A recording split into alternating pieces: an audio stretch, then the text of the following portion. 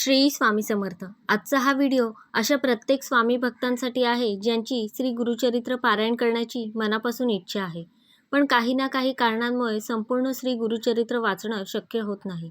काही जण नोकरी करतात, काहींना घरची जबाबदारी असते, काहींची तब्येत साथ देत नाही, तर काहींना वेळच मिळत नाही. त्यामुळे मनात नेहमी एक खंत राहते की आपल्याकडून श्री गुरुचरित्राची सेवा होत नाही. पण अशावेळी निराश होण्याची अजिबात गरज नाही, कारण अशा भक्तांसाठी एक सुंदर आणि दिव्य असा ग्रंथ उपलब्ध आहे, संक्षिप्त श्री गुरुचरित्र.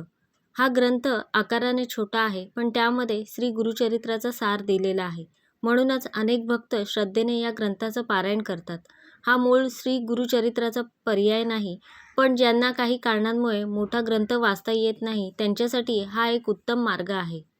तर या उपायाविषयीची संपूर्ण माहिती जाणून घ्यायची असेल तर व्हिडिओ स्किप न करता संपूर्ण बघा आणि चॅनलवर पहिल्यांदा आला असाल तर सबस्क्राईब करा आणि बेल आयकॉनला प्रेस करा, म्हणजे जेव्हाही मी नवीन व्हिडिओ अपलोड करेन त्याचं नोटिफिकेशन सगळ्यात आधी तुम्हाला मिळेल. तुमची कोणतीही मनोकामना असेल, नोकरी मिळवण्यासाठी प्रार्थना असेल, व्यवसायात अडथळे येत असतील, सरकारी काम अडकलेलं असेल, घरामध्ये सतत काही ना काही समस्या सुरू असतील किंवा मनाला शांतता मिळत नसेल, अशा वेळी श्रद्धेने या ग्रंथाचं पारायण करून पहा.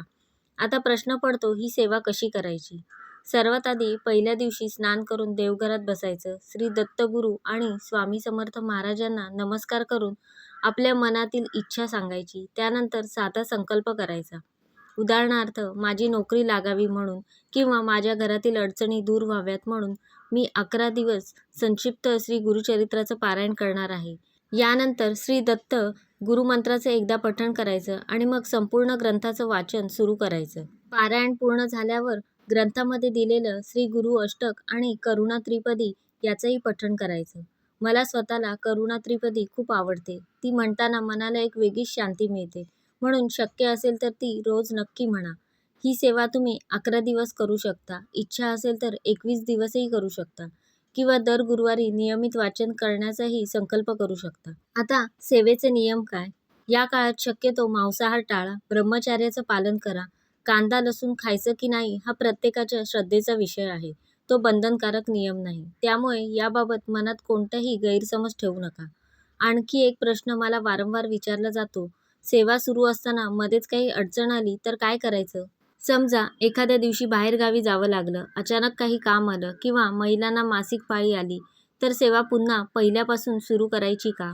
माझ्या अनुभवाप्रमाणे अनेक साधकांच्या मार्गदर्शनानुसार अशा वेळी जिथे सेवा थांबली होती तिथूनच पुढे सुरू करावी. पुन्हा नव्याने संकल्प करून सुरुवात करण्याची गरज नाही, कारण देव आपल्या भावाकडे पाहतो. आणखी एक महत्त्वाची गोष्ट, पारायण करताना मनात अनेक विचार येतात. कधी लक्ष लागत नाही, कधी अस्वस्थ वाटतं. हे अगदी स्वाभाविक आहे, त्यामुळे घाबरायचं नाही. आलेल्या विचारांमध्ये अडकून पडायचं नाही. फक्त आपण जे वाचतोय त्याकडे आणि आपल्या आवाजाकडे लक्ष द्यायचं. हळूहळू मन शांत होतं आणि वाचताना एकाग्रता येते. तर अजून एक गोष्ट मी तुम्हाला सांगते. बरेच जण असा प्रश्न विचारतात, ताई संक्षिप्त श्री गुरुचरित्र वाचलं तर खरंच फायदा होतो का? माझं उत्तर एकच आहे, कोणताही ग्रंथ असो त्यामागे आपली श्रद्धा, विश्वास आणि सातत्य असेल तर त्याचं फळ नक्कीच मिळतं. फक्त ग्रंथ वाचून लगेच दुसऱ्या दिवशी सगळ्या इच्छा पूर्ण होतील अशी अपेक्षा ठेवू नका. देव प्रत्येकाला त्याच्या प्रारब्धानुसार आणि योग्य वेळी फळ देत असतो. आपल्या आयुष्यात काही अडचणी वर्षानुवर्षे असतात, मग त्या एका दिवसात कशा दूर होतील? म्हणूनच सेवेमध्ये सातत्य खूप महत्त्वाचं आहे. श्रद्धा सोडू नका आणि सेवा अर्धवटही सोडू नका. आणखी एक गोष्ट, काही जण म्हणतात आमच्याकडून रोज एकाच वेळी पारायण होत नाही.